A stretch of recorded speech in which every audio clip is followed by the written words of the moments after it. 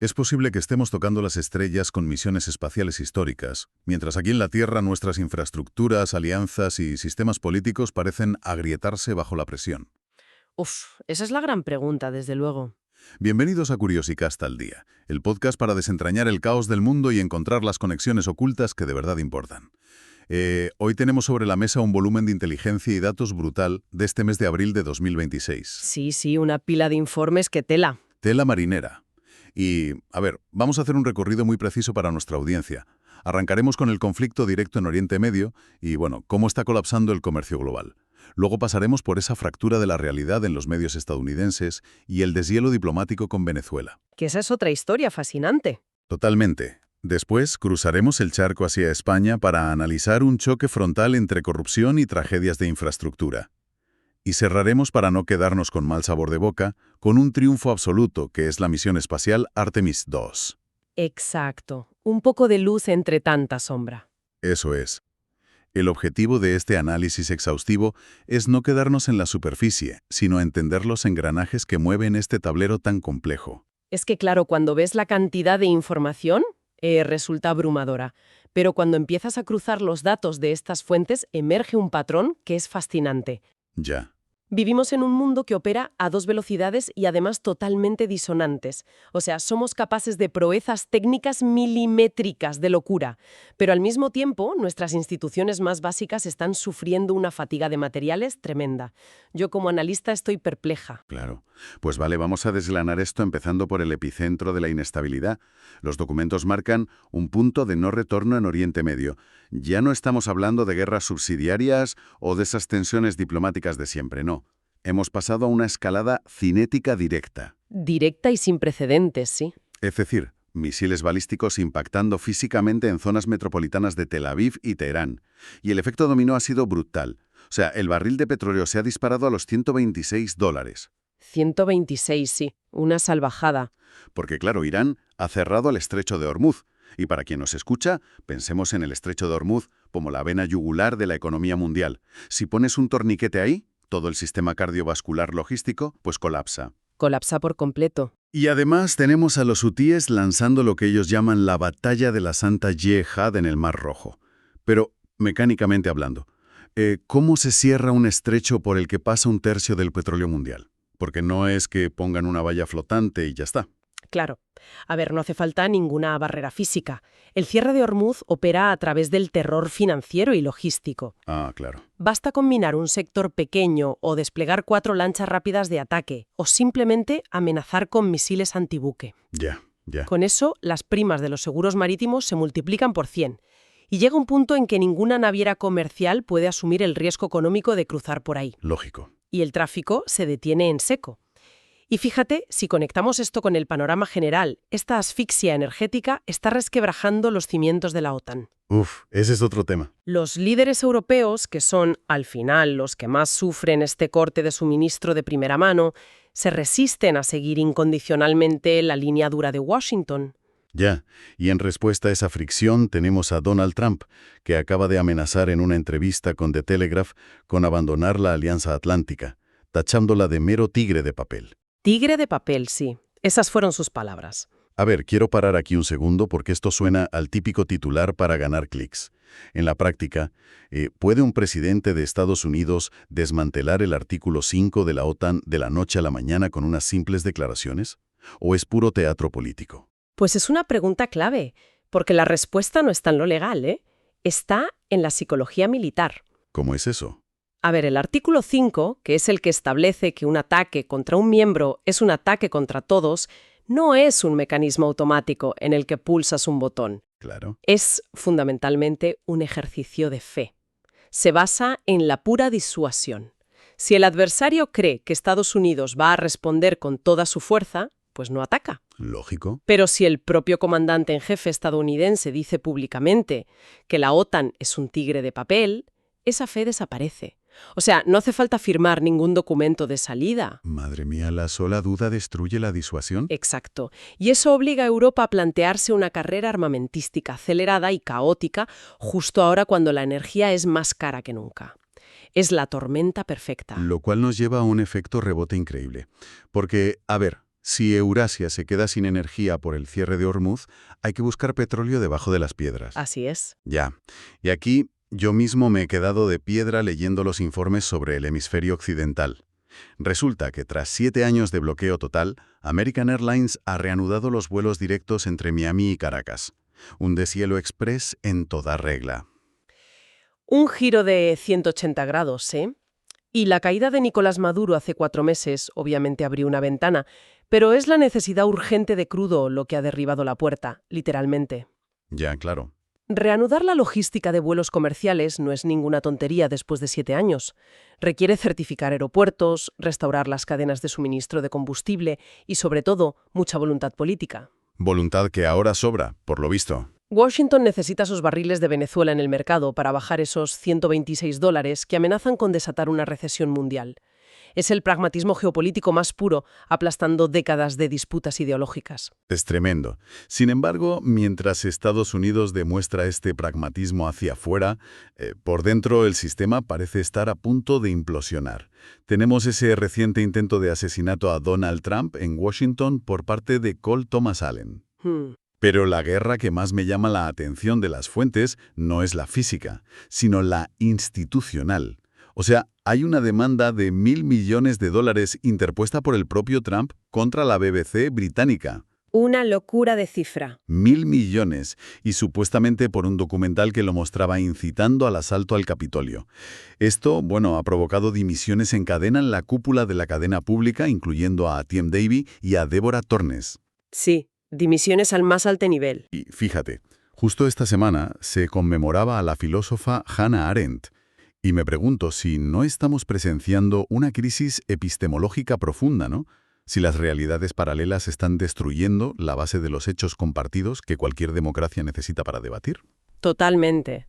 Y para entender la gravedad de lo que comentas, hay que bajar ese concepto de crisis epistemológica a la tierra. Porque, a ver, la epistemología es simplemente cómo sabemos lo que es verdad y lo que no. Exacto. En una democracia, tú y yo podemos debatir sobre los impuestos o sobre cómo hacer una carretera, pero ambos bandos deben estar de acuerdo en que la carretera físicamente existe. Claro, partimos de una base común. Eso es. Y lo que ilustra esta demanda a la BBC es el uso del sistema judicial para paralizar a un medio de comunicación público, mediante unos costes legales asfixiantes. Esto en derecho se conoce como efecto paralizador. Ya. Y, ojo, esta incapacidad de sostener un relato institucional estable no es exclusiva de Estados Unidos. Está desbordando, por ejemplo, hacia México de una forma muy alarmante.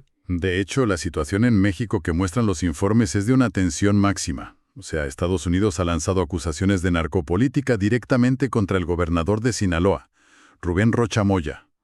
Sí. Y el mecanismo de la narcopolítica es precisamente la captura del Estado desde dentro. O sea, vas erosionando la confianza pública. Y las instituciones mexicanas se ven sometidas a una presión brutal por esto.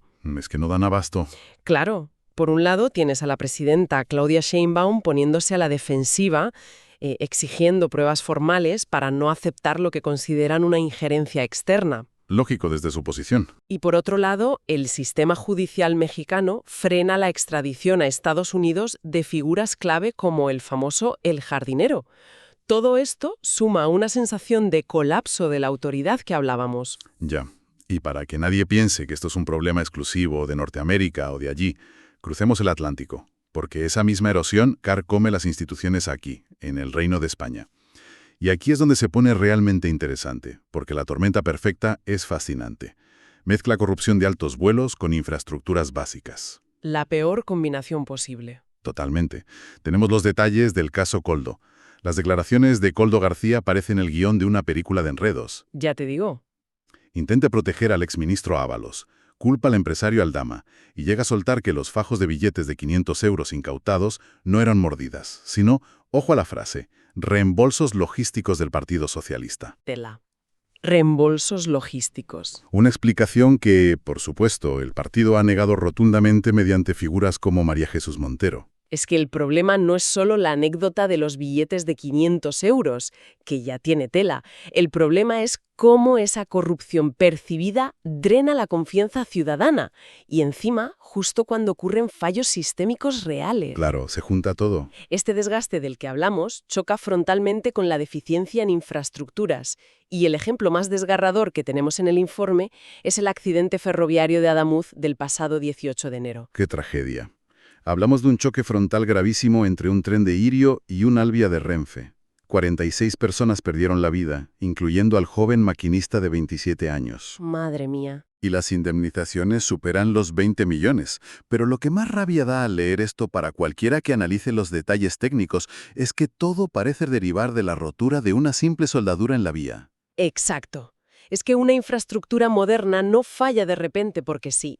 Falla por una acumulación de déficits de mantenimiento, de revisiones que se retrasan o presupuestos recortados. Ya. Y la rotura de una soldadura a esas velocidades de alta velocidad genera un descarrilamiento que es insalvable. Claro.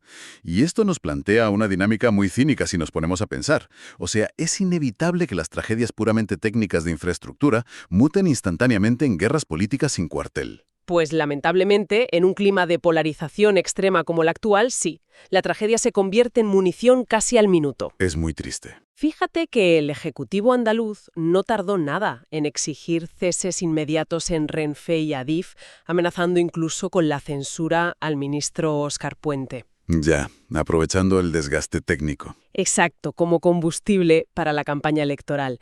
Porque de cara a las elecciones andaluzas del 17 de mayo, el tablero se polariza usando este dolor. Tienes a Juan Manuel Moreno, del PP, presentándose como el muro de contención. A María Jesús Montero, del PSOE, intentando desviar el golpe, hablando de sanidad. Vox, por su lado, exigiendo pactos.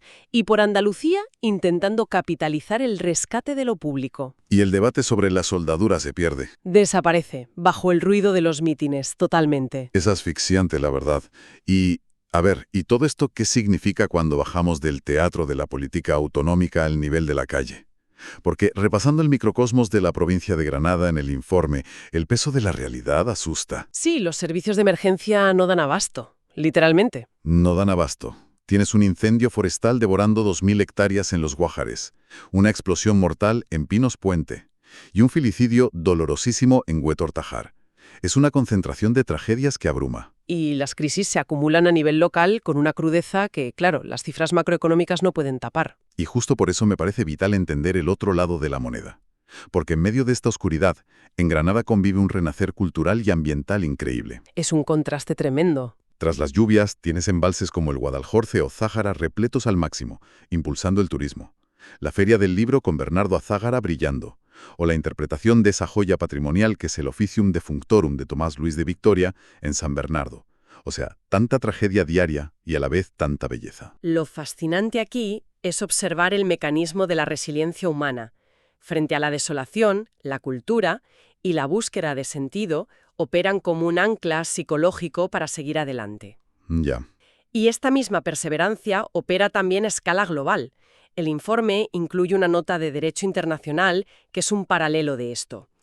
En medio de todo el tablero descompuesto de Oriente Medio, que dijimos antes, se ha logrado capturar en Siria a Amjad Youssef. El hombre en la sombra. Exacto, el perpetrador principal de la masacre de Tadamon, donde 288 civiles fueron asesinados. Madre mía.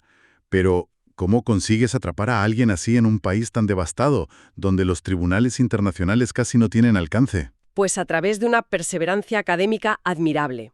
No fue un comando militar, fueron 2 investigadores de la Universidad de Ámsterdam. Ah, fíjate. Sí.